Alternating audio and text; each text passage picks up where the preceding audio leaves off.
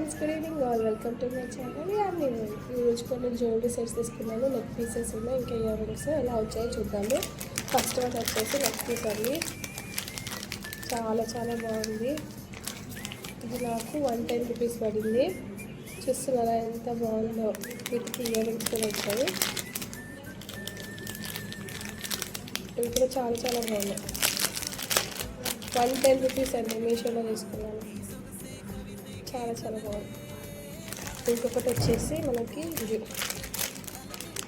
ఇది వచ్చాయి. ఇది నాకు 8 రూపీస్ పడిందండి.